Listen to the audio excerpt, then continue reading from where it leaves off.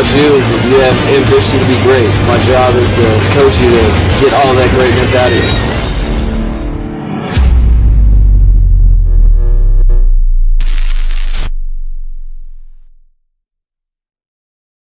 What's good, Fin Nation? What's good? It's your boy Reason, and we are back here for yet another one. And I want everyone to do it with me. Check your pulse. Check your mother effing pulse. Let's go, baby. You already know what time it is. Today was a great day in terms of the media availabilities. We're going to go over both media availabilities of McDaniel and Grier because there's a ton of nuggets to talk about. So we'll discuss all of that. Then Barry Jackson dropped a really interesting article with some nuggets, including what Sean McVay, had to say about our offense this year under McDaniel, which I think is going to interest a lot of you.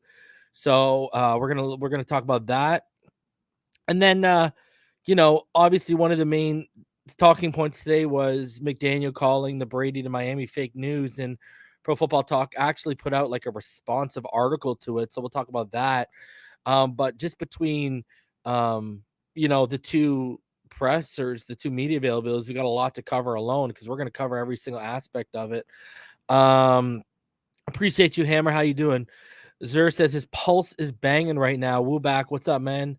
Tony, what's going on? He says, doesn't matter if we make the Super Bowl. In the media's eyes, it still won't change their thinking on Tua, but I still can't wait. I agree with you, man. I agree with you. It's going to take like dynasty for these people to stop talking. I don't know, man. I know I used to joke around. Back in the day about, man, the whole Christianity thing, right? It's like, is the media ran by like the Illuminati and a bunch of devil worshippers? Like, why do they come down on like hardcore Christians so... I don't even want to use the word hardcore Christians, but people that actually practice what they preach, not like, government officials or even some of the people in the community who claim to be pastors, but they don't practice what they preach.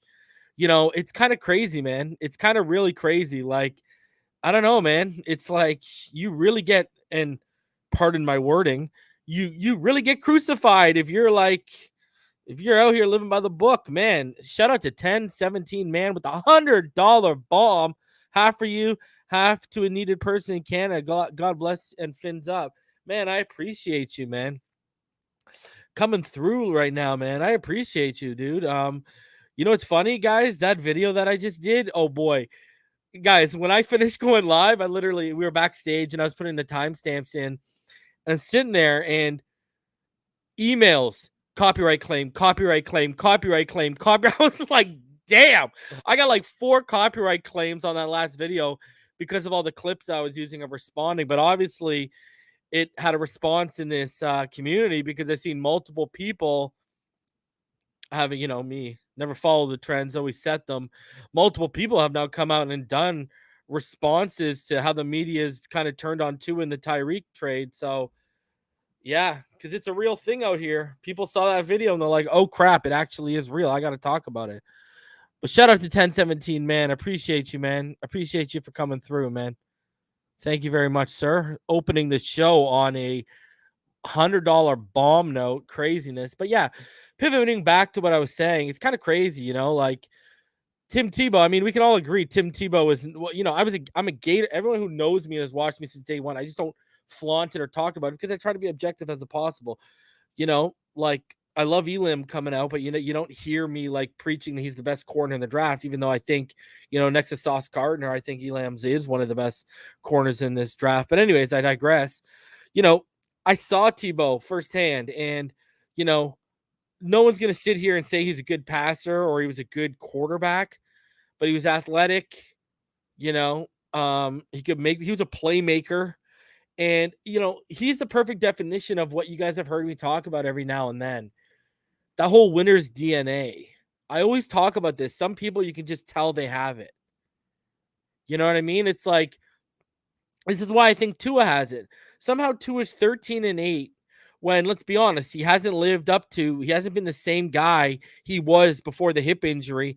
And he's had no personnel around him, whether it's a competent offensive coaching staff, or whether it's players around him on the field, minus a few guys like Waddle, Gesicki, etc. And he's still 13. He's still got like a 64% win percentage. See, and I see videos, shout out to the homie Nick Hicks, that all of y'all aren't privy to. And I see the torque coming back right now. I see the drills they're doing that they don't share with all of y'all publicly. And, that's why I'm excited. That's why I think we're going to get, it really the last thing missing, obviously, in terms of outside of the consistency at all three levels, was the torque that was missing on his throw. And that was missing on his throws, I should say. And it looks like it's coming back in full effect, man. And I know last year, the team wanted him to bulk up a little bit. That's why he leaned down his body fat percentage. He got under 10%. They wanted him to bulk up a little bit for the NFL life, but I know he wasn't happy with how it affected, his touch and his throwing motion. So he's actually looking to lean out a little bit this year.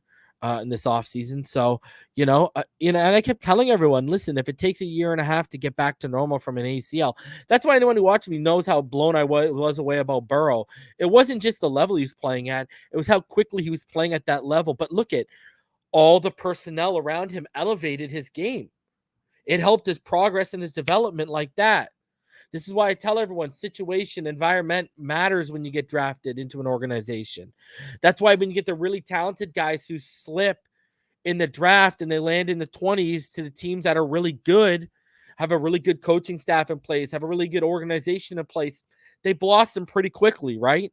It's the guys who go in the top 10 and find themselves in the organizations that aren't very good in the top 10 that select them. That's where you start finding the issues. Shout out to G Firm 456. I got an idea for the background poster. Marino Monday, Tua Tuesday, Waddle Wednesday, Tyreek Thursday. Bro, G Firm, I'm super excited. We're not that far away. Rebrand coming to Phinside the NFL.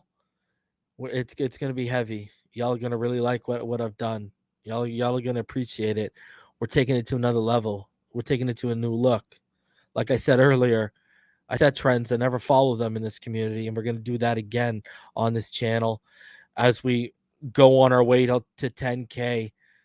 Man, I'm going to give y'all a new feel, a new vibe, and I hope y'all are going to like it too. So we're going to have new formats coming when the season starts. So I really hope y'all like what we do this season and going forward here, man. Always expanding the vision, man. You know what I mean? So appreciate all y'all for allowing me to do this, allowing to take my craft. Yo, bro, I keep leveling up like a Super Saiyan here, and you guys give me the ability to do that. So I appreciate all of each and every one of you that allow me to do that. I really do appreciate each and every one of you, man, because you guys are like my S cells. You are the cells that run through my body and allow me to level up from Super Saiyan 1 to Super Saiyan 2 to Super Saiyan 3. You know what I mean? Eventually, we're going to get to Super Saiyan God status. Don't worry. We're going to get there eventually. Appreciate each and every one of you. Griffin, eliminate intellectual property laws, and these media outlets will never be able to use copyright to suppress voices that hurt their sensitive feelings. Down with the wow, we're going heavy now. Let's go. Now we going anti-media on them. All right, I appreciate it. Okay. The Watch Mister, keep leveling boss fins up. Appreciate you, Watch Mister. Thank you, man.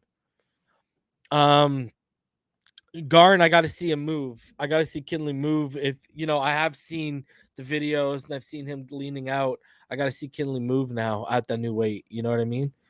But appreciate y'all for being my S cells, allowing me to level this channel up for y'all at the end of it. Right? It's just about making your viewing pleasure. Making your viewer experience more pleasurable each time, right? So we'll keep trying to deliver the best content possible, man. But I appreciate all y'all for supporting me and holding me down. Already 300 of you in the room. Guys, go ahead, smash that like button, subscribe if you're new. I appreciate each and every one of you. So we got a lot to go into. Already 10 minutes in, and we got like 44 minutes worth of presser just to go over here, and I got talking points in each one. Then I got a couple articles I want to go over, so we're gonna go over all that stuff. Gerald, listen, hey man, I don't really talk religion and politics on here. I talked about like Ukraine once and people are losing their lids. And but I will say this, I went to a Catholic high school. By no means do I believe in the Catholic system. By no means, after you listen to people like Dr. Martin Malachi Martin, once you start listening to people who are in there, you start looking into it. No. I do believe in a higher power. I do believe there's something greater than us.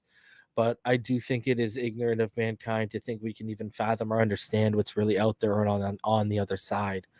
I do believe, I believe in the paranormal. I believe in all that jazz. It's just, religion's been so deceptive, just like politicians, and it's been used in politics that it's one of the things you got to be very careful whether you talk about or, you dive into. But that's my little rant on that. But I do believe in a higher power. I do not believe, I will say this, my last little piece on this.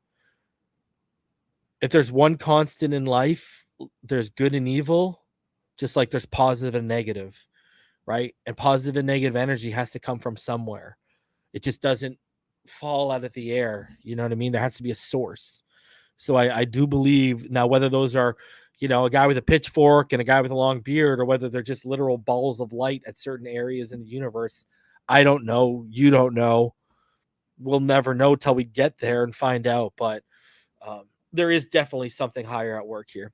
G Firm 456, and I don't agree with, attacking to it. Like, it's just weird how it's always like, if you're super Christian and you're like, if you're a super Christian athlete who's popular, like a very popular super Christian athlete, it's just kind of weird how you're like, especially if you've like read the book, if you've read the Bible and, you've done the research and you look at like the persecution Jesus got, and then you look at and you're like, okay, why are super Christian athletes extra persecuted, like even harder in the media? Like, it's just weird. You know what I mean? Like, why aren't we treating them like everyday people? It's odd to me. Like, that popular athletes are persecuted like that if they're super Christian. It's weird to me. And again, this is coming from someone, I've gone to church on masses with like ex-girlfriends for Christmas and stuff, but like, anyways, 50-year anniversary coming up. Stars are aligned. G from 456. What are you talking about, bro? Watch Mr. 50-year anniversary. Oh, okay. You're talking about the Dolphins. I see. Hey, I like it. G Firm. I like it. I like where you're thinking, G Firm. Coming up on the 50-year anniversary of the Miami Dolphins. Woo! I like what you're thinking, G Firm. That's the foresight I like to hear. That's the positivity I like to hear. Watch, Mr. I believe in a higher power too. Yes, Dan Marino. Let's go, baby. I knew y'all would like to switch up. I always come with the flavor switch up every now and then. Shout out to the homie Rolly, too. He's giving me a whole bunch of layovers to use, but because I got the rebrand coming, he's going to be helping me on that. Man, this rebrand is going to be heavy for all y'all. Appreciate each and every one of you. Already 320 of you in the room. Sorry we took it there for a couple minutes for all y'all that just want strictly football, but, there's got to be a personable side to this channel somewhat. We can't just be all about, like, feeding you info and not giving you a little bit of the reason, the feel of reason, the word of reason, real talk. You know what I'm saying? All right. Let's do this, though. Let's start off with Mike McDaniel. I think we're going to start off because that's the man. I'm telling you, man. Y'all remember that train started here. The station for Mike McDaniel was on Phinside the NFL. And you know what? I'm not even trying to brag. I'm trying to say I love how he's uniting a lot of our fans. A lot of our fans are coming together under him, and I love that. Positive. So it's a good thing. I said he was what this culture needed, and he's showing that. So, man, such a breath of fresh air. It's beautiful. I love my head coach. I'm sorry. I love my head coach. I really do. Oh, and I got something else I wanted to show you guys. But let's talk about Mike McDaniel first. Let's get into this first, okay, guys?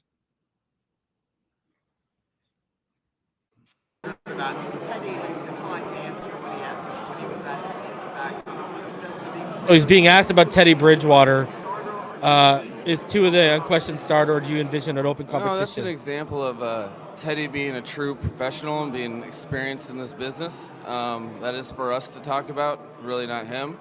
You guys remember around the combine, I was describing, what specifically what I thought Tua really needed in support with a backup quarterback. Unbeknownst to you guys, I was quite literally describing Teddy Bridgewater at the time. There you go. Just not using his name. So both players have been explicitly explained their roles and expectations, and for that room to be their best, they need to know that. And moving forward, we're very excited to have Teddy a part of the process, and hope to win some games with both those guys, working together and empowering Tua to be the best player he can be. And that's something that Teddy takes serious and is excited to do that. Okay. So, Ka-ching, first of all, thank you for deading any of that nonsense these people were starting to try and stir up, Coach. Appreciate you, Coach. Instead of dancing around the questions like you're out here doing the lambada just because you don't want to be straight with the media, because you don't want to give a tactical advantage. I told you off on the moment that this happened. Tua is the unquestioned starting quarterback of the Miami Dolphins. I stand by that statement. McDaniel, and this also shows another point. First of all, shout out to James Steele. You're the best reason. Thank you for the Mike McDaniel train. Hey, man, thank you for coming on board. What does this show? The other point. What have I been telling y'all for I've had this channel for 2 years. What have I been telling you since I was on TD Finstock and on this channel for 2 years? What have I been saying? Chris Grier is the facilitator. It's all about the coach's vision. Right there, he's telling you, without telling you, yeah, I told them, go get Teddy Bridgewater.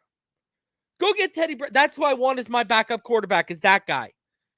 And they went and got him. Right there, he's telling you, yeah, that's who I was explaining, because that's who I wanted them to get, and they went and got him. So again, Chris Grier, the coach hands him the grocery list. He goes and gets the groceries, and now it's up for the coach to cook. And baby, oh baby, what McDaniel's cooking is going to be better than McD's, I'll tell you that much. This guy's out here cooking $75 10-ounce filet mignons, having to pay extra for the sides with what we got. Shout out to Samuel, 1999 super sticker. I appreciate you, Samuel, for always holding the channel down. So I don't know how you can't. Check your pulse, baby. Let's go. Let's keep it rolling. We ain't done. It's the first question. What was your reaction when you heard that Tyreek Hill was a possible trade opportunity? There was a lot of stuff going on in the brain. You're not sure if it's true. You get involved in these processes, and there's a lot of things that come across your desk. So I was trying to be a pro and understanding that don't get ahead of yourself. But it was very exciting to go through the process to see really Chris Grier and Brandon Shore work. And once it came to fruition, it couldn't be happier for the Miami Dolphins and adding a player of that talent to the team. Oh, baby. Now check your pulse.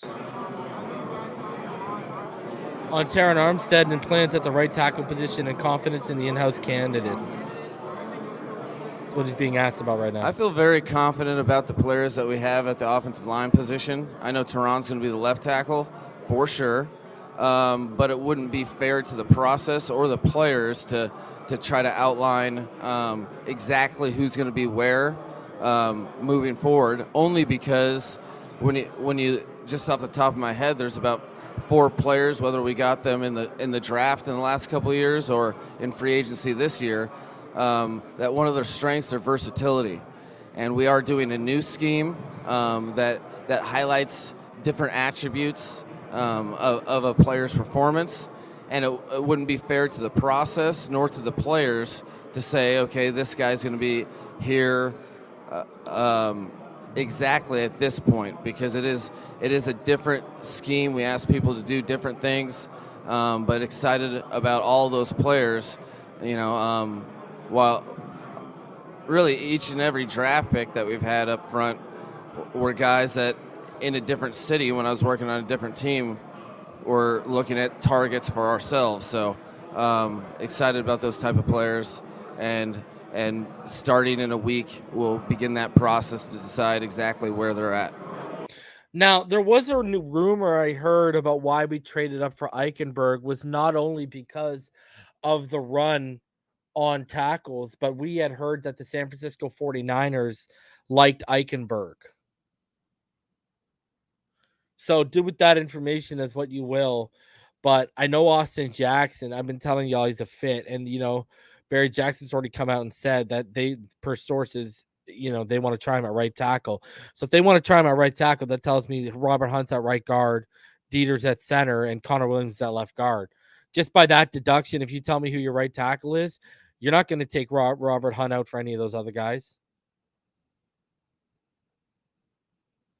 So it's going to be interesting to see how this plays out. But I still think, as of today, if football started today, I still think this line would be Terron Armstead, Connor Williams, Michael Deiter, who we'll talk about later because there's some interesting things that Grier said, Robert Hunt, and then next to him it would probably be Austin Jackson or Eichenberg. But I think Austin Jackson. See, remember he talked about the attributes.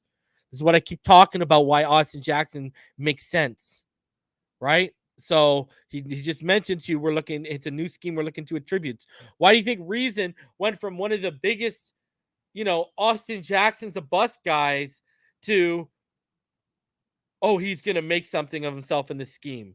That should tell you right there of where I think they're going and what I think he can do in this scheme. That's where it's at. I've been telling all y'all, watch. Trust me.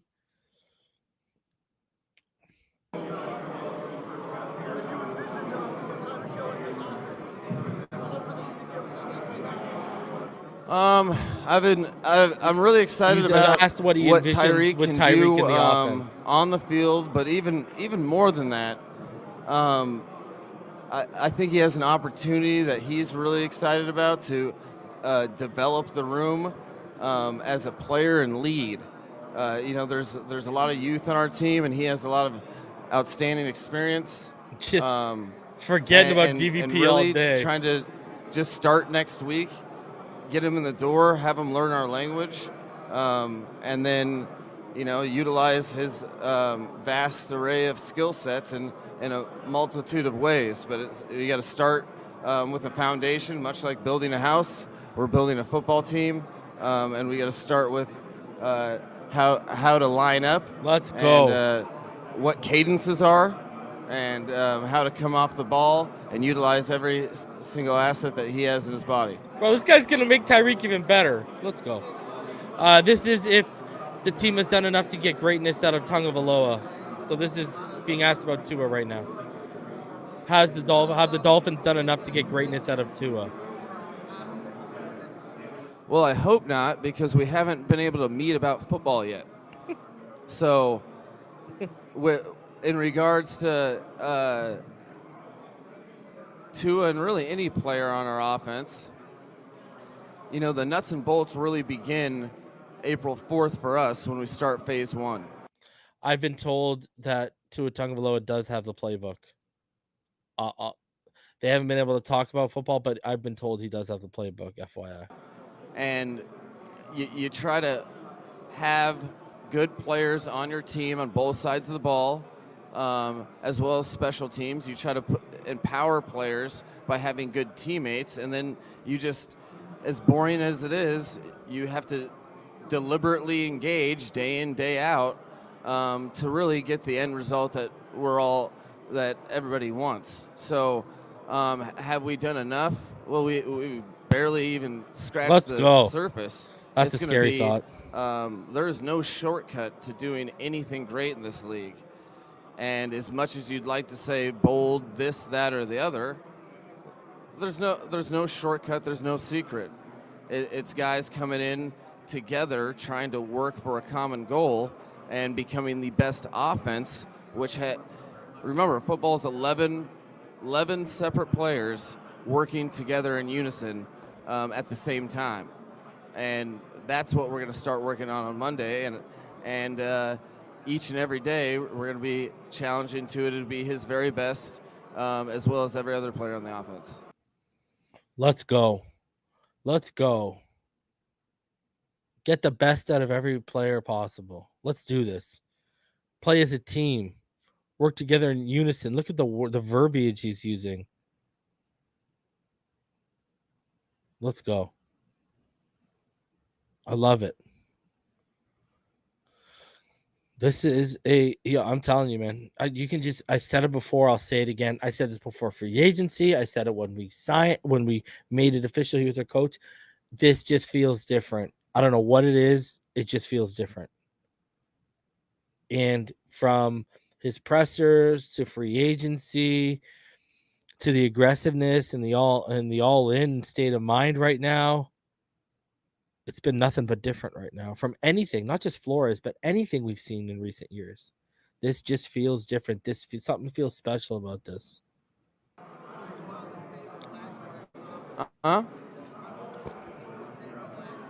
You said you've seen a lot of tape of last year's offense. Absolutely. Would you say this year's offense will be better, is what he's being asked? I can say that this year's offense is going to be the best that we can make it into, but that's a lot of people that have to, who would am I just gonna dust some magic potion and be like, you're the best? No, you have to have a lot of people engaged in one direction to maximize whatever we have and score the most points possible and be the best offense that we can be. And I can promise you that as a coaching staff, that's where our mind's at. It has nothing to do. We're going to be a powerhouse offensively. Completely irrelevant in my mind. We can call it PMM if you want, pre-Mike McDaniel. Yes. It's about how good can we get with the people in front of us. And, the people that are sacrificing and investing in the football team, the offensive players and the coaches, what can we best become? And that's the directive and that's the motivation, and we won't lose sight of that for a minute. I'm telling y'all right now, I said it before on last show, I'll say it again. There is going to be a learning curve and adjustment period for all of these defenses with the speed we're about to throw at them, for what they're about to see schematically. It's going to be something they haven't seen in the AFC yet. And I'm telling you, we're going to put up points this year. The skill set of Cedric Wilson and Chase Edmonds, what appealed to you skill-wise about those two players is what he's being asked. Both of those football players, they came to us with an unbelievable reputation as human beings, and that's one thing that I can say about our entire free agent class is we added people that we are very proud of in terms of the human beings and what they're about because the players that you add in free agency kind of tell the team a lot of what you're expecting from them and what you want to invest in. Both players happen to be very good with the ball in their hands. No comment on Tyreek Hill's past domestic accusations. And both players were in their own right self-made. They had to compete for opportunities in their given organizations, and that made them stronger. That didn't kill them. That made them stronger. So there is common traits in that that go from the tape and beyond. And we felt like we had a lot of great information, courtesy of Chris Grier and his staff, on who these human beings were, and which made us feel very comfortable targeting them for the Miami Dolphins of 2022. I got a final suggestion for your background poster when you rebound. Marino Monday, Tua Tuesday, Waddle Wednesday, Tyreek Thursday, Ring of Fame Friday, Shula Saturday, Sunday game day. Damn, I'm going live every day under G Firm. Appreciate you, homie. You know, so you look at what he's like, okay, we want high character guys, but we also, in a way, want the underdogs, the guys that they keep clawing. We want the dogs. We want the guys who got that dog mentality in them. They don't allow themselves to get buried on the depth chart. They keep clawing, they keep scratching, they keep fighting, even when there's guys put in front of them. You know what I mean? Because you remember, even Tyreek was a running back in college. He wasn't even a wide receiver. You know, he made the most of the opportunity that was given to him, obviously with Patrick Mahomes. But so you look at that, and I ain't hating.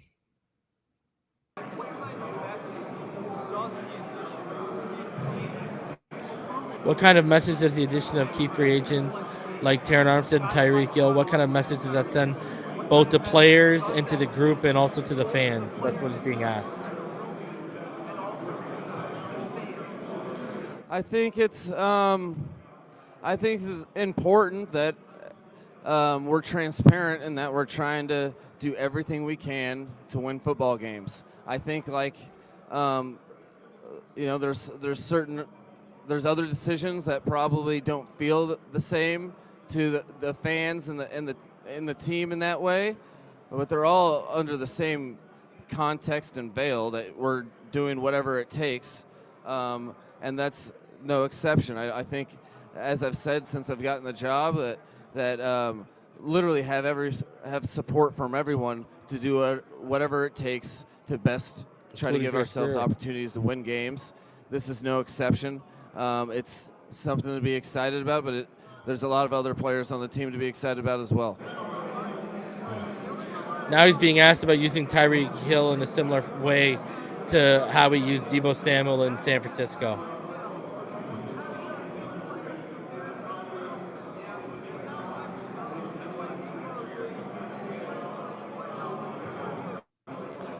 Well, I wouldn't.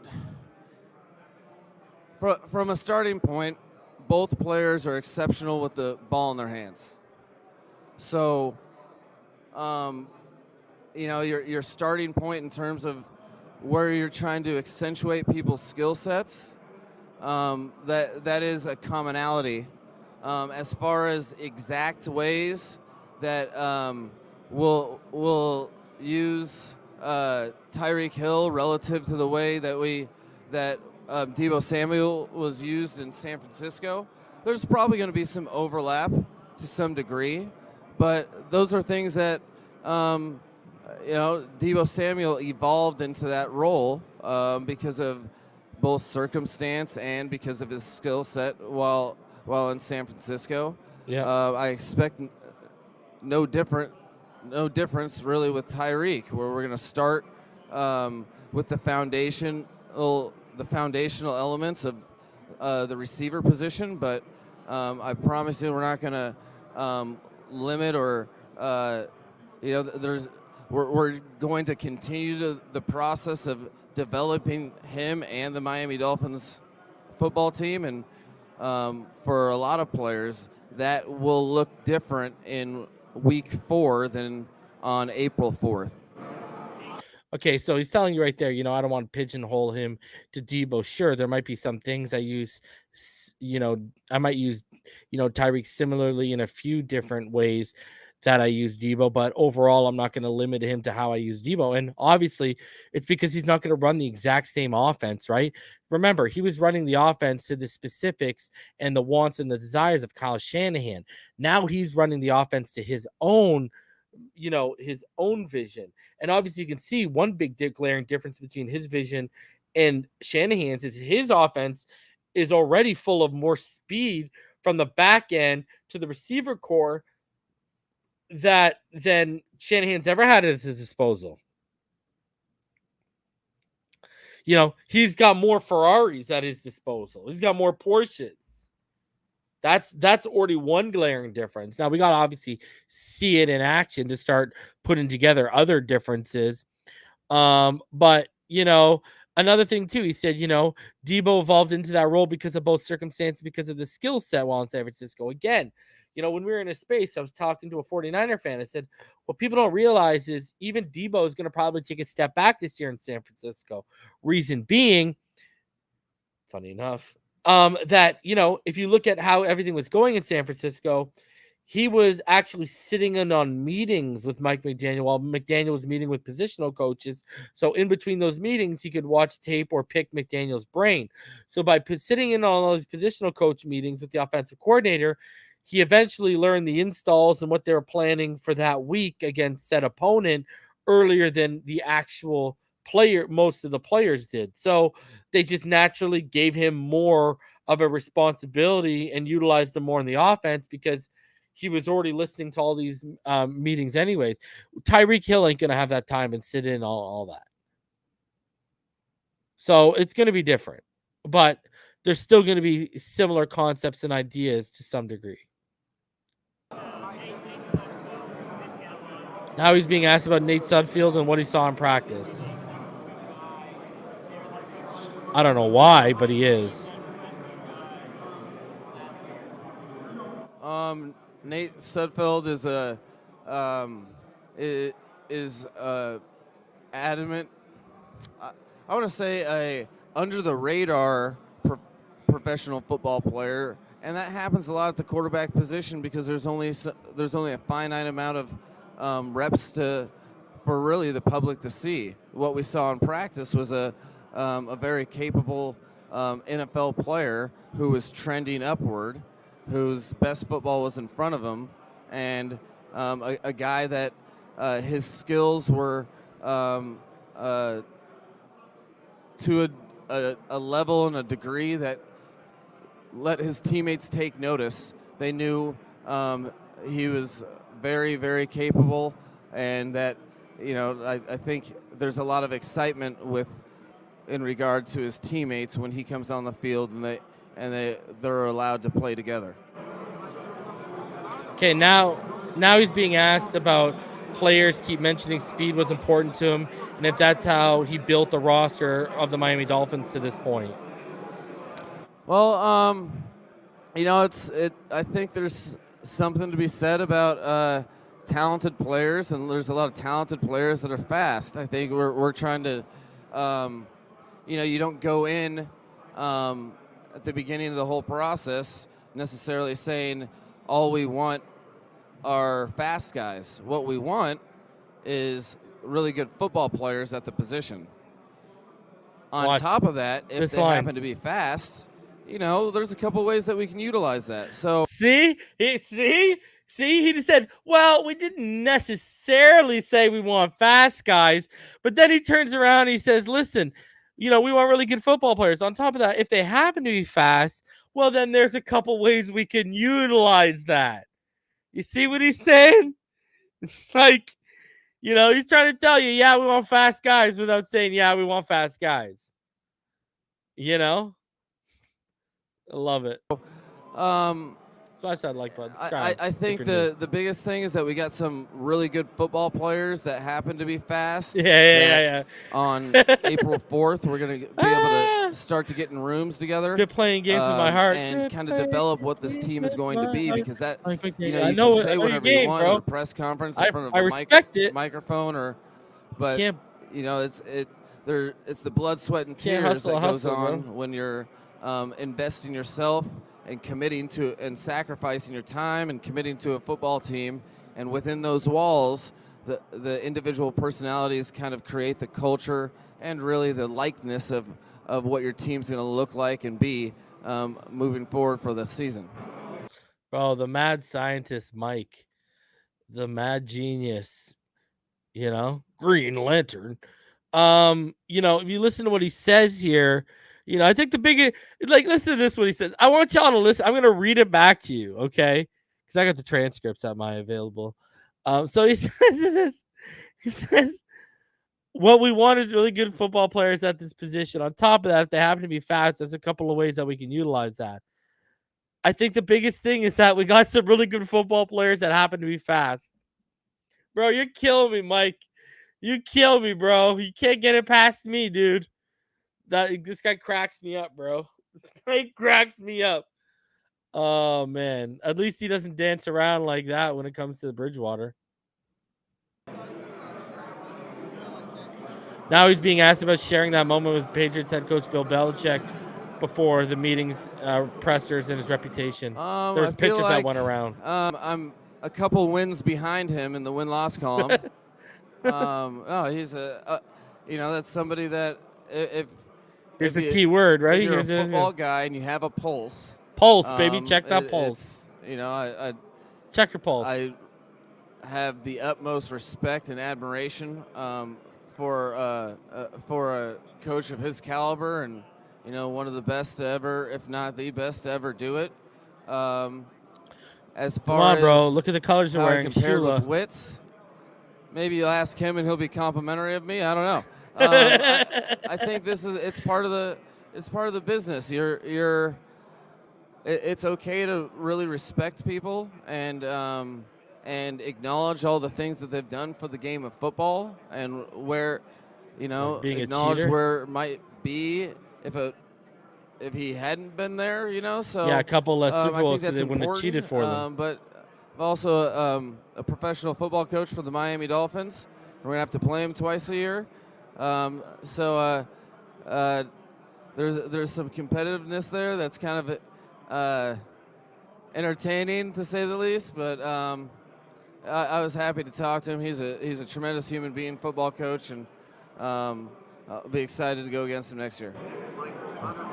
And now he's being asked if Connor Williams will stay at left guard.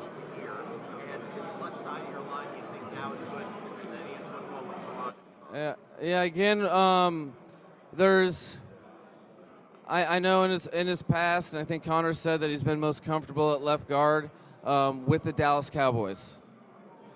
What does that mean for the Miami Dolphins? Again, I wouldn't be doing justice to the process for all the players involved to not get them in-house and train them and see where they're most comfortable as Miami Dolphins. It's okay and to say that will he's be a left evident guard, by their play and how they're able to execute the given tasks. But super excited to add he's one of many on the list that we're able to add, that their play is matched by the human being. The list. I ain't talking about the list of Jericho. The list. What did I talk about? The grocery list. This guy literally just called it the list. And I think that will resonate itself on game days after a lot of work in April, May, June, July, August, and then September. Okay, now he's being asked to describe his relationship with Tua Tagovailoa at this point and how it's evolved. That's been a cool process because the first time you talk to somebody since like maybe the combine process is on FaceTime while you're on a jet flying to meet them. Since then, I think there's been a lot of trust that has been earned. We've both been very honest and candid with each other, and I think that's in any healthy relationship, that's paramount. Let's go. And so that's been a fun process, and like again, another shot across the a starboard of another shot across the bow of the SS Brian Flores, basically saying, this is how you have a healthy relationship with your quarterback. Like, let's go. Like, let's go. Right there, he's telling you, let's go. Building that, it's a lot of build-up, but you have to wait because the current CBA mandates that we do to talk football. But once that process starts on April 4th, I think the equity that we've built up in trust and mutual respect, I think that'll pay dividends come to work next Monday about this time. Yeah, like, because of the CBA, they're not allowed to talk about football things they've talked about. That's why he's dancing around those questions. And really, that's why he's dancing around even telling everyone where anyone's going to be at on the offensive line or whatever, because the process has to play out, CBA or whatever. But, I mean, you listen to him right there. I've been told privately, Tua has had the playbook for quite some time right now. So, I'm by quite some time, I mean a couple weeks, not like months. So, I know they're not allowed to talk about it, but we're good. We're gravy train. We are gravy train.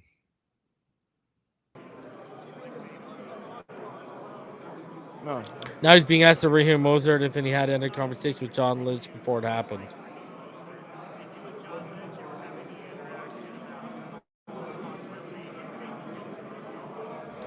No, that was something that that kind of came across our radar after it already begun. It really wasn't necessarily on our plans, so to speak, but that's why I got it right. It was something that once given the opportunity, it didn't take us long to jump on because, as you know and most people know, my affinity for Raheem is real. We've had journeys together where we can both, in a related way, we both have been counted out at some point and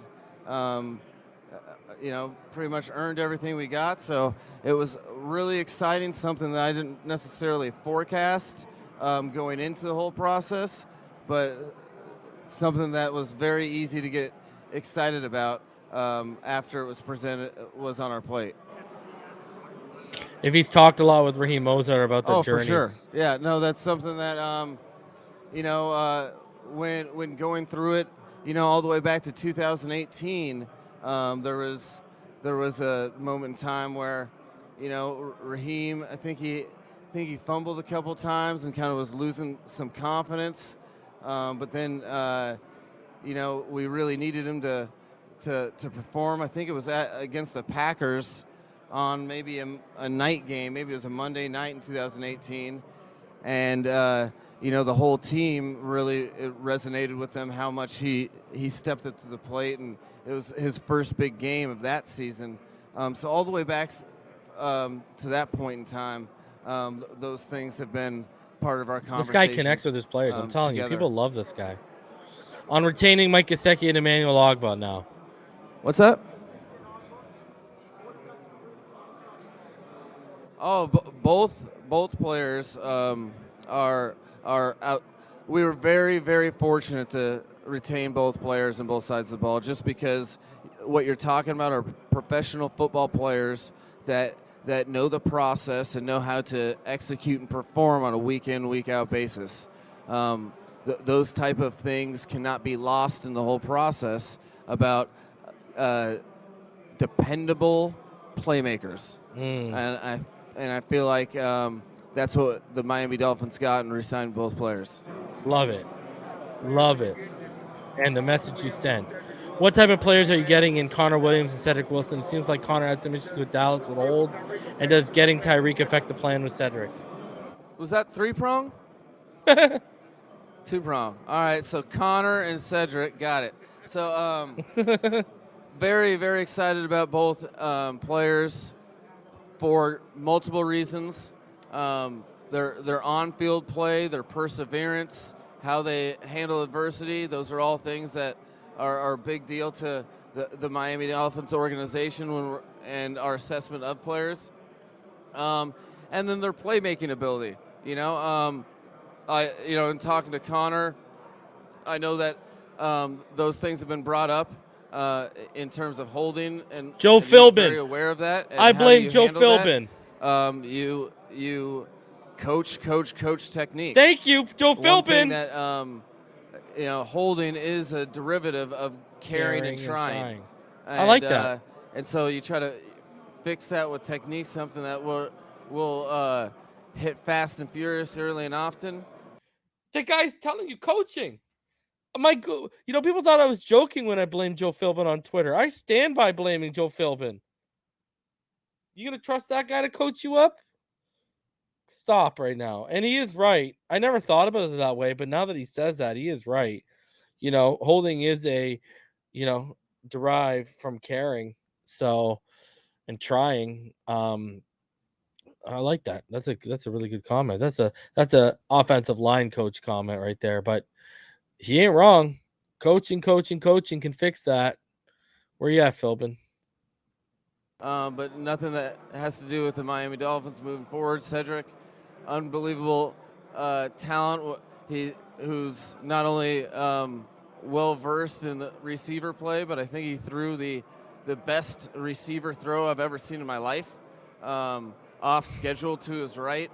So excited about both of those individuals and adding them to the football team. I've never been around a coach that has ever said, "Hey, whoa, guys, there's way too many playmakers." And so I think we've added some playmakers, and let's go. Only positives that can come with that. Only defend so many of them, I think Mike. all those guys will make each other better, working diligently and deliberately day in, day out through the offseason program. Let's go.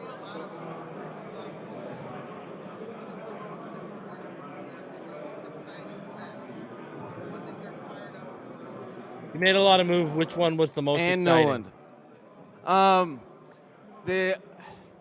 Well, to be fair, we did go into free agency with the least amount of players on contract of any team in the NFL. So there was a lot of work to do. Out of them all, I'm going to say the Miami Dolphins. Out of all the players in the whole process, the person that played out the best would be the Miami Dolphins organization.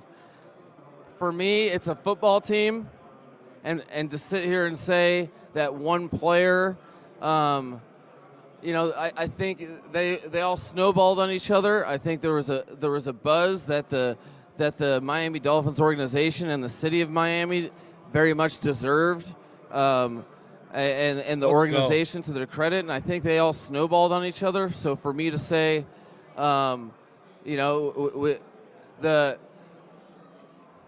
first one was probably special. So we re-signed Ogba and then Chase Edmonds, to kind of get it started, and it was early. So I think that tone set was important to me. But diligently approaching it, I know you want. It's just not my nature as a football coach, to sit here and say said my favorite player, Deebo Samuel, only because they're all important to me. And he would have said Deebo if we would have got Deebo. It's the most obvious common sense thing to me to understand that, hey, guess what? Not any of them can have any success unless the other guy is performing to the best of his ability. Agreed. You can't. 110%. Let's go, no baby. Individual one player that just stands alone. So I was more excited about the entire group. Let's go. And so probably the one that started it off was the most special, just because it was like, all right, it's real and it's time, and here we go. Mike, what has the reaction been from everybody? Reaction from around the league about the Tyreek Hill trade. That's what he's being asked about right now. About the Tyreek Hill trade, what are some things that they're telling you about, prospects for next year and what this could do for you guys as a team? No, I think this is a small circle of people in the National Football League. So there's most of the guys I know, and people have been pretty excited for the most part. Just in understanding that, it takes a lot of people to orchestrate a move like that. That just doesn't start and stop with me at all. But the personnel side, Chris Grier, and then all the magic that Brandon Shore had to work. Just acknowledging that it. For those of you that don't know Brandon Shore, he does the negotiating. He does all the contract work. It takes a village, or it takes an entire organization to pull something off, and I think that respect for what we're doing in this phase of the off season that didn't go unnoticed, and people were, there were some daps, some high fives, Attaboy. couple low fives. Let's Yeah. go. Some daps. Huh? What? Now Tyreek Hill said you sound like Yeah. Shrek. Do you think you sound like Shrek? Well, I mean, I think there's a lot of people that didn't. I mean, what he was saying was, I was saying just be you, and so because I kept repeating just be you, that was what I sounded like Shrek. It wasn't necessarily the vocal part, which, I mean, if I'm a phase of Michael Myers' voice, I wouldn't be totally mad about that, but I don't think that's exactly what he's trying to say. It seems to be an idea that you have a great quarterback who elevates the team around him, or you can build a team that maybe elevates the quarterback. Can you talk about that?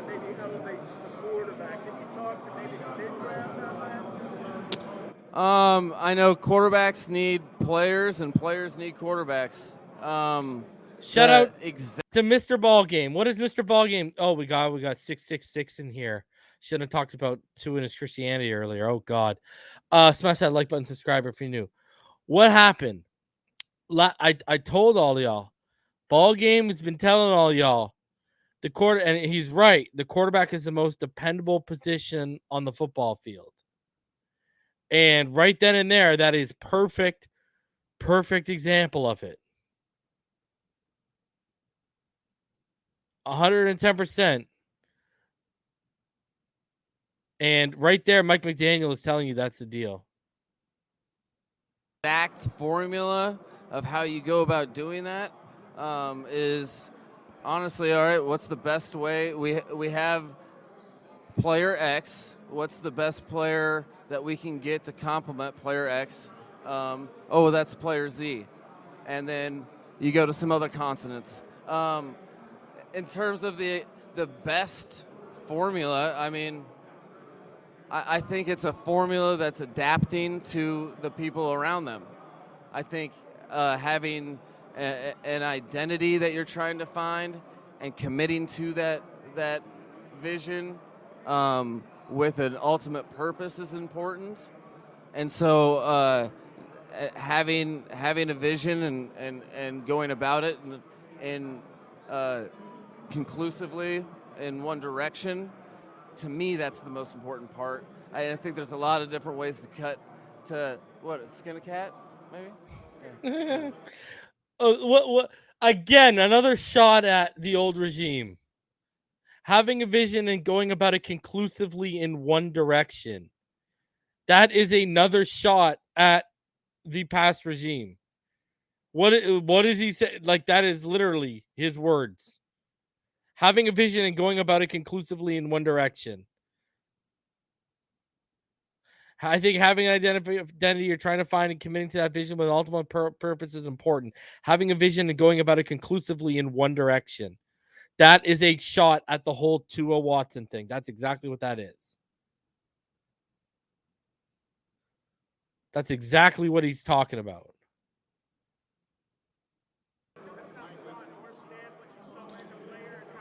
On what he saw in Teron Armstead. I saw Teron Armstead's one of the is an outstanding player at one of the most difficult positions in the National Football League, and I think that's obvious by the respect that his peers give him and his teammates give him. And to have the opportunity to add a player that's played so good for so long and still has so much good football in front of him, on top of the fact that, like most of the players that we were able to add, really all the players that we were able to add in this offseason, he is a paramount human being and individual. And Now he's asked if the new formula is to win now.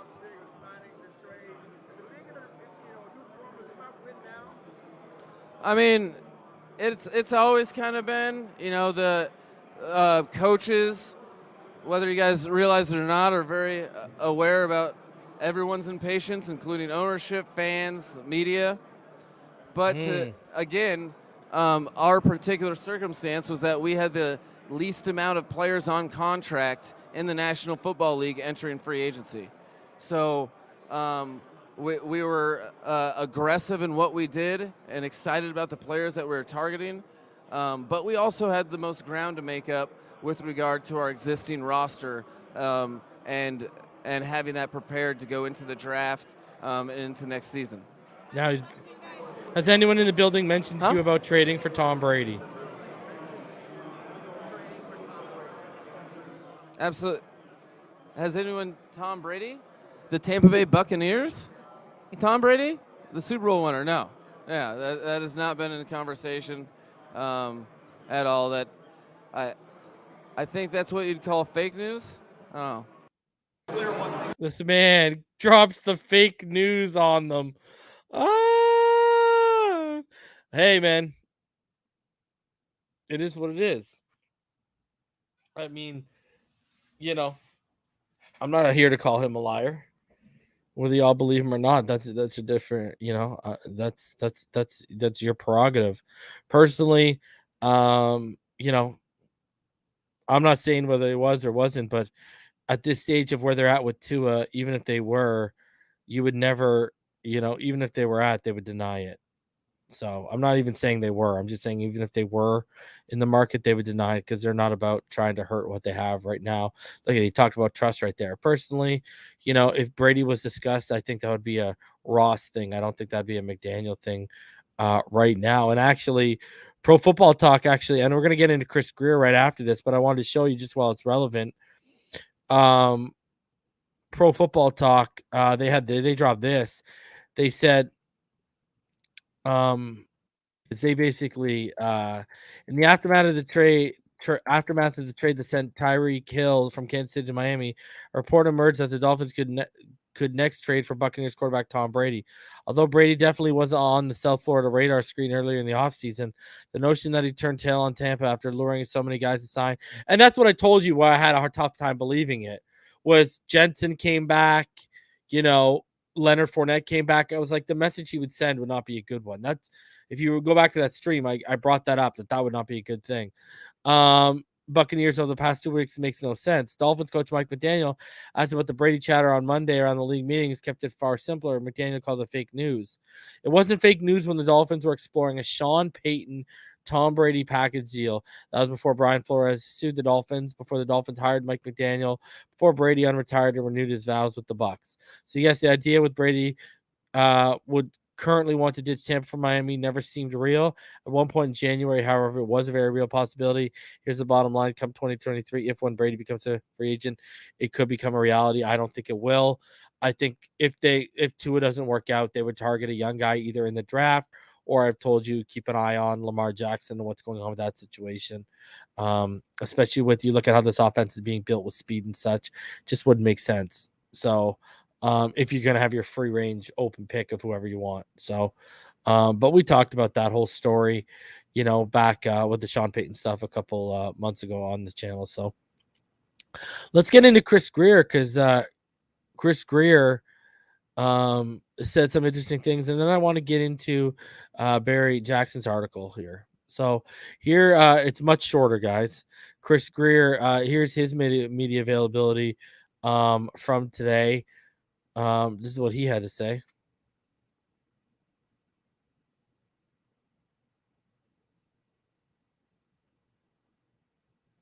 Been known to love building through the draft, and now you're not picking until 102. One, is that going to be strange for you? And two, what was the thinking that led to that? Well, I think the last time I was involved in that was when we took, we didn't pick until the third round years ago. We took McKinney from Texas A&M. Seth McKinney. Years ago, and it was a pretty boring day one, but we had been building here for a while, since we took over, just trying to, acquiring picks and, cleaning up salary cap and stuff. And so I think it was the opportunity to add a good player, a very dynamic player. It's one of the, one of the best players in the league. And when those opportunities come, we just felt, you can't pass on it. And I think we'd spent the last few years, like I said, building and and getting the roster to a point where we feel like we can start competing. And at the end of the day, being able to add a player of his caliber, we just felt it was too good to pass on. And to do deals like that, you always need good support from ownership and Steve, Tom, and then Brandon working with the agent as well to finish up the deal. Mm. When did you realize that was a reality to get a Tyreek Hill? I would say it was probably we had first heard it was last Friday, I believe it was, or before the previous Friday, and it reached out and we were like, there's no way we can do this, and then as we looked into it and talking it over with, again, Steve, Tom, And Brandon, Ross wanted him in the building. We could find a way to make this work, and so we looked in, and then and obviously to make a deal like that, you have to great partners. So Brett Beach and Coach Reed were tremendous to dealing with over. It was about a 5-day period of trying to come together, and so we were fortunate and thank them for their patience as well, and we feel good about adding Tyreek. Chris, one. So obviously he's saying it took over a week to come together. The first person I ever heard dropped anything about that was the homie Maurice on Twitter Spaces. And you see, props, and what's crazy is, I don't know if you guys saw it, but you guys all know, I heard the reports of AJ Brown and Terry McLaurin, and Deebo Samuel and such and whatnot, and now you see what's happening. The Jets, I don't know if you guys saw this, but after they missed out on Tyreek Hill, the Jets are actually sniffing around AJ Brown, Terry McLaurin, and I think DK Metcalf. So again, the names I was hearing that were out there and that we were looking into, now the Jets are looking into them. So interesting to see if the Jets are still going to try and come away with a receiver here. Anyways, continuing on. Ask you about, I'm sorry, I have one quick thing. I'm going to ask you about inside linebacker and safety. A couple of fans have asked me to ask you if you all are pursuing Tyrann Mathieu, Harry Jackson, if that's an option, and then the decision to come back with this inside linebacker group. You're thinking on that with a Landon, Duke, Jerome, obviously under contract. No, we're not pursuing Tyrann. Good player. I think he'll be a good addition for any team in the league, but no, we're not pursuing him. Inside linebacker, Landon is a leader on the team. Now, I told you they had an offer on the table, and he was in the building last week. And I know Omar Kelly was clearly hearing the same things too. Clearly, they couldn't come to terms, and so the Matthew thing is now officially dead. But I know there was conversations there between Tyrann and the Dolphins, and it was getting back to even the beat reporters. So, it didn't go anywhere. I know, when it had been a couple of days since I told all you, I had heard that there's a contract on the table and nothing had transpired. I pretty much knew he's going on, because remember, I had told all y'all I had heard he wasn't being paid it was a team-friendly deal. So, now I'm doing my inside linebacker. My big board will be dropping on Sunday. So, I mean, that helps me out, guys like Muma, Chanel, there's a whole bunch of guys in this draft. So let's keep it rolling. But yeah, there you go. Effectively, Tyrann Mathieu will not be a Dolphin. He's, we're still a young defense, and his presence and his communication skills, and he and Josh, are on the same page in terms of thinking about how running the defense. So that was a huge part of it. And then Duke Riley had done a great job for us, in his role competing for playing time and special teams, and in terms of what he added on and off the field. He was a quality person. And then bringing Scarlett back as well. So they're all, guys that are tough, competitive, smart, good kids. And so we felt good about adding the group, bringing them back together. So you were building for several days with the Hill trade. And then ultimately it came down to, I don't know, a phone call or text or whatever. Take us through that minute when you found out, he's ours. What was that like? I was at the Ohio State Pro Day, and I told Tyreek he was wasting my time here, that I was watching these two receivers from Ohio State. So I go, he owes Mr. Ross some more money since I paid for that flight and that hotel room overnight. But very excited. Frank Smith was there with me. We kind of fist bumped, and then a bunch of coaches were around us, and and they cursed, and we're like, but congratulated us on the great move. And so, no, we were very happy, thrilled, very excited. Tyreek was very excited on the phone. We talked to him. And so, again, we felt, blessed that, we had the opportunity to add him because he's such a tremendous player in person. So by the sounds of it, if you want my bet, they were going to add a wide receiver with 29 anyways. So they were looking to add a receiver high anyways, I think, right? When you look at them, he tells you right there they were at the Ohio State strictly for Garrett and Olave. So if you're not spending your, if you're not spending your 29th pick, you're not getting one of those two guys. So there you go. Tyreek filled in the need they were planning to fill at 29. It's on the linemen that you added, Ron Armstead, Connor Williams, and the Fitz for them here? Yeah, I think when Mike has assembled a really good staff, and it's very heavy offensive line coaches. And I think he's done a great job in terms of communicating that vision. What did I say? And so I think for us, we feel good about the young players we have, as does Mike and the staff talk about them. They understand they need to play better and can get better, but I think the scheme also is very friendly for offensive linemen. And I think Teron had mentioned that in his press conference and wanted to play in this scheme. And Connor Williams was another one that we felt excited about because we think he's a very good run player, and is also he's very athletic and can pass block. And I think like anything, they all keep working, improving, get better, and so we're very excited about the group overall. What's the thought process at center? Michael Deiter entering the final year of his contract. Obviously, he's had a pretty up and down career here in Miami. Do you feel like there's still developmental upside for him? Yes, we do. Mike really developed as kind of a leader. He became much more vocal. He had an injury last year that was kind of a freak injury. Our doctors had said they hadn't really seen anything like it when they were kind of, going through that with him once he got hurt.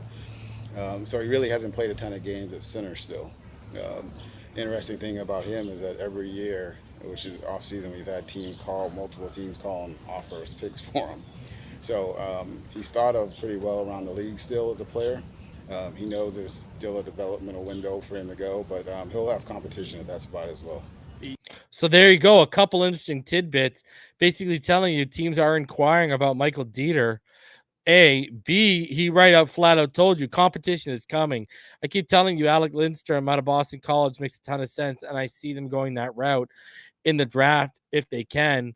Right there, he's telling you that there's competition. And for all of you asking about Treader, I did some digging and I found out that they had made contact on Treader, but there's nothing really in the works with Treader right now. I don't expect them to move in that market. So, but yeah, you see that, right there, teams are interested in acquiring him, but he's also going to have competition this year.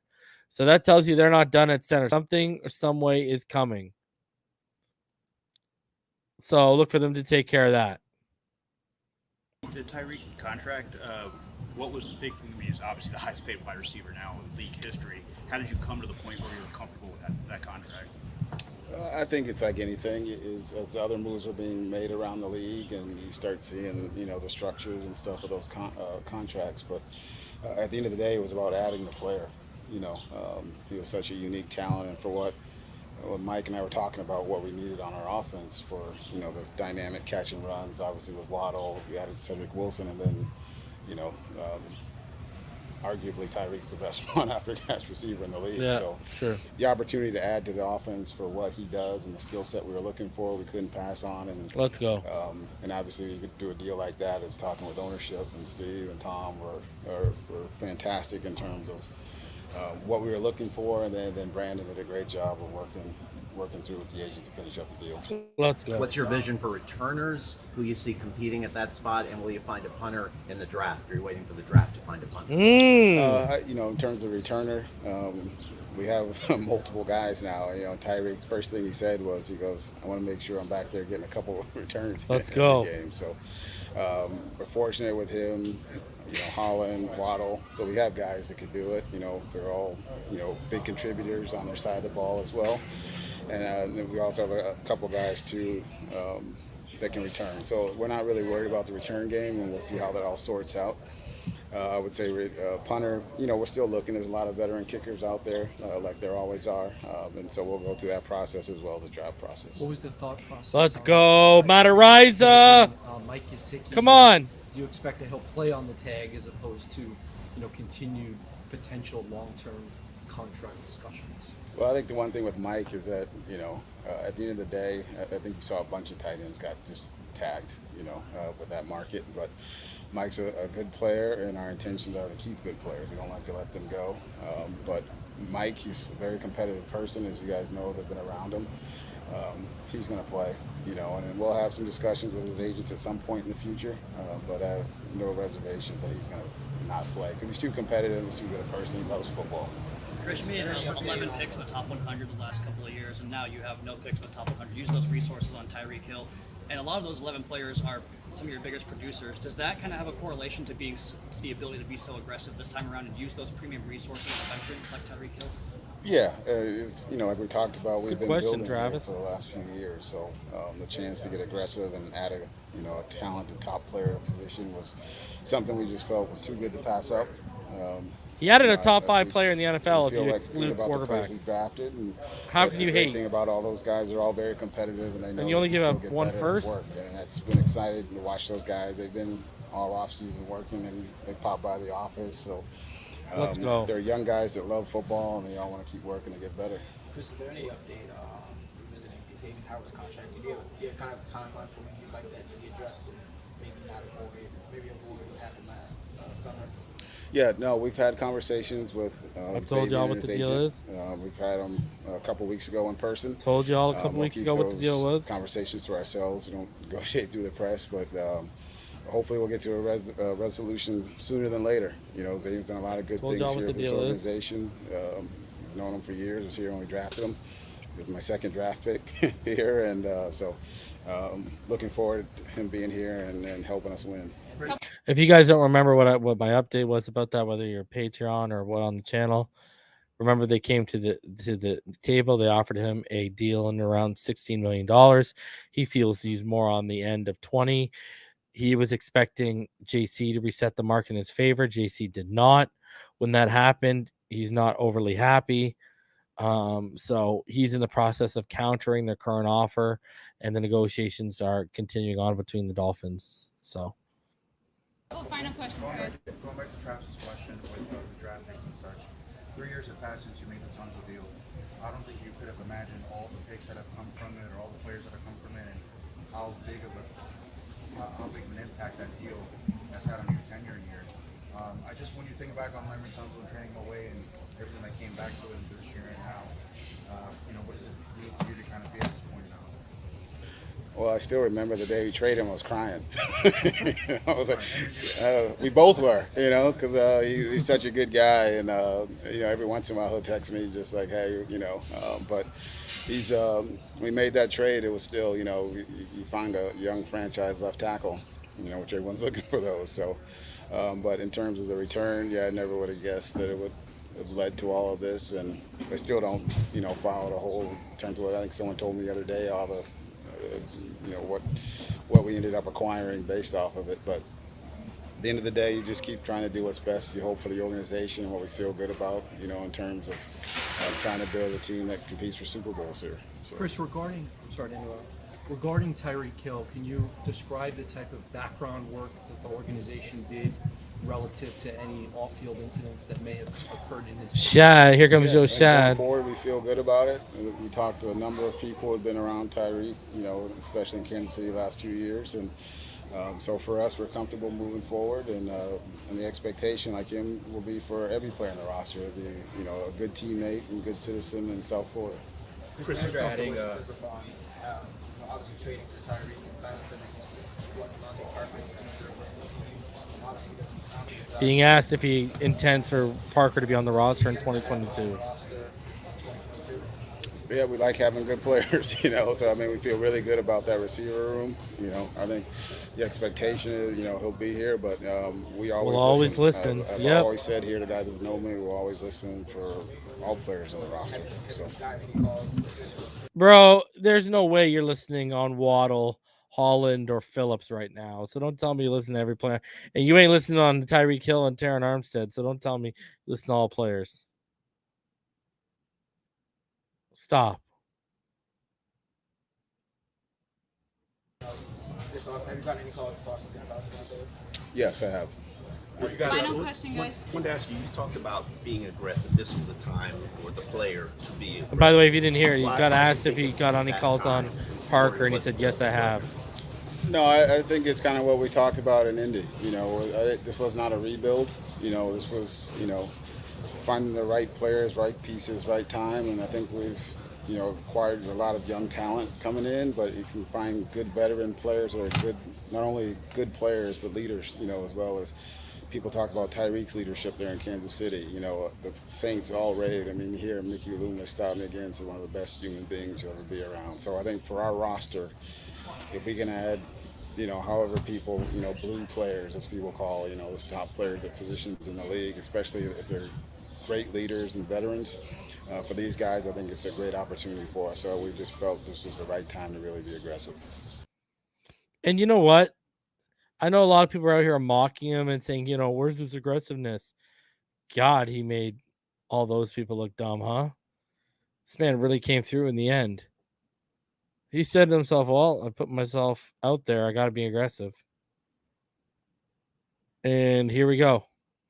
And look at the moves this guy made. Absolutely love every single second of it, man. Guys, I see people talking about Matt Araiza. Bro, give me Matt Araiza all day. All day. With that 102 or whatever fourth we got left. I need it all day, man. I need it all day. All right. And overall, hey, Parker, they're listening on trades to him. I heard not only the Eagles and Packers, but they tried to dangle him in the Deebo talks. We'll see how it all works out. I know the Ravens are a team to quietly watch regarding him. I know they had interest in at the trade deadline for him, so they'll probably circle back around on that realistically. And then finally here from Barry Jackson, just some quick little nuggets for you. So, 6-pack of Miami Dolphins nuggets from the NFL owner meetings in Palm Beach. The coach of the defending Super Bowl champions has an idea about how this Dolphins offense will look after the injection of elite speed this offseason. Rams coach Sean McVay said it's going to be scary when he was asked by Barry Jackson what the Dolphins group can become with speedy pieces. Tyreek Hill, Jalen Waddle, Chase Edmonds, Raheem Mostert. He said, Mike McDaniel and I go way back working together in Washington. He's obviously been around one of the best in college Shanahan for a handful of years. He's going to do a great job of putting players in positions to succeed. They're going to be explosive. It's going to be a lot of fireworks. They're going to be fun to watch. I'm telling you, there's going to be an adaptation period and a learning curve for defensive coordinators and defenses trying to catch up to what we throw at them. It's not going to be gimmicky like the Wildcat, but the speed and the scheme and the offense we're going to throw at them, people aren't going to have answers out of the gate, and it might take teams a little bit to start figuring some things out. Of what the Dolphins have assembled, McVay said this type of speed on the same team is rare. Mike has a very clear-cut vision. Basically what I was telling all of y'all on my last stream, what the vision was of what he wants to do and how he'll surround Tua Tagovailoa with the right kind of pieces. And you can tell there's a real commitment to it. I look forward to seeing him do his thing. So right there, even McVay says there's a commitment to Tua and surrounding him with the right pieces.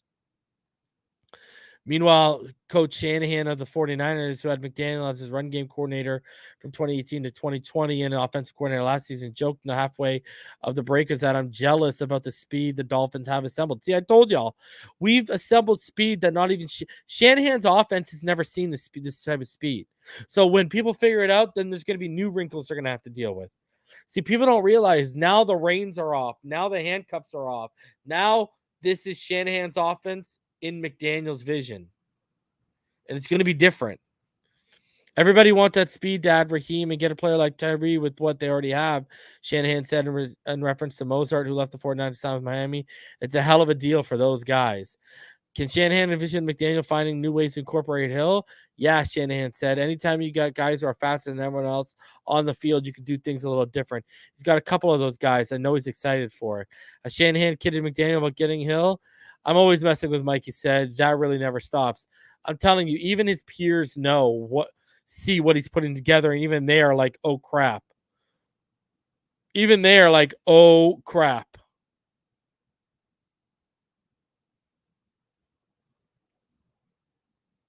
So be prepared.